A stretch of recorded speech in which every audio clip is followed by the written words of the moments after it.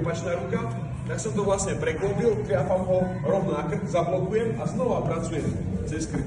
Pekne na ňu. Budeme útočiť iba na krk, aby sme nepoškodili túto peknú časť, tváričku.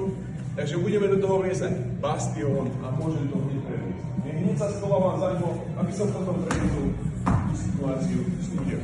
1, 2, 1, 2, 3. Nie je tam chyba. Spravím prvý hop, zlesiem na spodok a mi si ho chytí za krk, zrazím dole.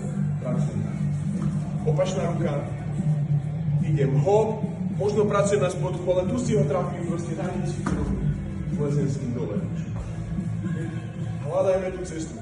Možno, že nebude treba ani veľa pracovať. Ja už ho mám. Tu som sa tam trafil. Ešte raz ho odrazím. Hop a už hľadám ten krk. A už ho mám pekne za ten krk. On mám ostane taký zavesený na tom krku. Tá energia, keď pôjde smerom dopredu, pekne sa zavesí. Triafam ho smerom dole. Hop. A niečo mu dám na cestu. Dobre? Skúsme takto. Poďme na to.